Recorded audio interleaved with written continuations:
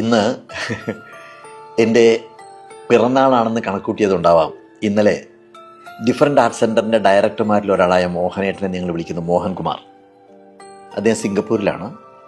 Pass of time എന്ന പേരിലൊരു കുറിപ്പ് എനിക്ക് വാട്സാപ്പിൽ അയച്ചു തന്നു. ഞാനത് എത്ര തവണ വായിച്ചു എന്ന് എനിക്ക് തന്നെ അറിയില്ല. ഞാനതിനൊന്ന് മലയാളീകരിച്ചൊരു പ്രിൻ്റ് എടുത്ത് ഇപ്പോൾ അതെൻ്റെ കയ്യിലുണ്ട്. വല്ലാതെ മനസ്സിൽ തട്ടിയ ഒരു എഴുത്താണിത്.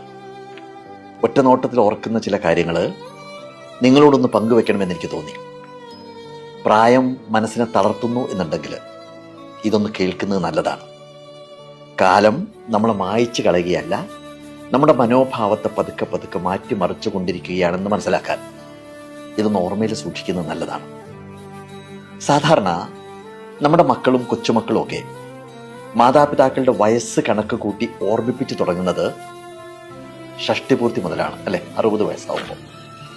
പിന്നെ സപ്തതി, അശീതി, നവതി, ആ ഓർമ്മപ്പെടുത്തൽ അങ്ങനെ തുറന്നുകൊണ്ടേയിരിക്കും. നിങ്ങൾക്ക് ഈ ഭൂമി വിട്ടുപോകാൻ ഇനി അധിക ദൂരമില്ല എന്നതിൻ്റെ ഓർമ്മിപ്പിക്കലാണത്. ഇനി ഞാൻ ഈ എഴുത്തിലേക്ക് വരാം. ഞാൻ ചില പോയിന്റ്സ് കുറിച്ച് വെച്ചിട്ടുണ്ട്. 60 വയസ്സ്, 60 ആവുമ്പോൾ ഒരാൾ അകൽച്ചയുടെ സൂക്ഷ്മത പതുക്കെ പതുക്കെ അനുഭവിച്ചു തുടങ്ങും. ഒരിക്കൽ അയാളുടെ ആശയങ്ങൾ കൊണ്ട് സജീവമായിരുന്ന മുറി, അയാളുടെ വീട് ഇപ്പോൾ അയാളുടെ അഭിപ്രായം ചോദിക്കേണ്ടാത്ത ഇടങ്ങളായിട്ട് തോന്നും. ഇതിനകത്ത് വിഷമിക്കാനൊന്നുമില്ല. അത് ജീവിതത്തിൻ്റെ ഒരു താളമാണ്. നമ്മുടെ സംഭാവനകൾ ഇത്രയും കാലം ആരുടെയൊക്കെയോ ഹൃദയങ്ങളിലും മനസ്സുകളിലും നാം പതിച്ചിട്ടതിൻ്റെ ബാക്കി പത്രമാണ് എന്ന് തിരിച്ചറിയേണ്ട കാലത്തിലേക്ക് നമ്മൾ കടന്നു എന്നർത്ഥം. അത്രയേ ഉള്ളൂ, അത്രയേ അതിന് കാണാവൂ. ഇനി 70 വയസ്സാണ്. 70 ആകുമ്പോഴേക്കും സമൂഹം തന്നെ മറന്നു പോകുന്നുണ്ടോ എന്ന് തോന്നി തുടങ്ങും. പുതിയ തലമുറ നമ്മൾ എന്തായിരുന്നു എന്നൊന്നും അംഗീകരിക്കാത്തൊരു കാലത്തിലേക്ക് കിടക്കുകയാണ്. അത് പരാജയമൊന്നുമല്ല, അതിനെ ഒരു തരം മോചനമായിട്ട്, ഒരു തരം സ്വാതന്ത്ര്യമായിട്ട് കാണാൻ പഠിക്കുന്നിടത്താണ് നമുക്ക് മനസ്സമാധാനം കിട്ടുക.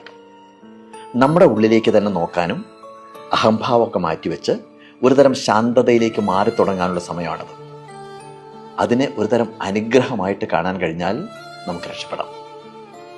80 വയസ്സ്, 80ലേക്ക് എത്തുമ്പോൾ ഒപ്പമുണ്ടായിരുന്നവരെല്ലാം അവരുടെ തിരക്കിലൊക്കെ പെട്ട് കുറച്ചുകൂടി ഇങ്ങനെ അകന്നകന്ന് പോകുന്നതായിട്ട് അനുഭവപ്പെടും. മുഖവരുകളൊന്നും വേണ്ടാത്ത, അധികാരങ്ങളൊന്നും ഇല്ലാത്തൊരു കാലമാണിത്. പക്ഷേ അത് ചില തിരിച്ചറിവുകൾ നേടുന്ന കാലം കൂടിയാണെന്ന് തിരിച്ചറിയാൻ പറ്റണം.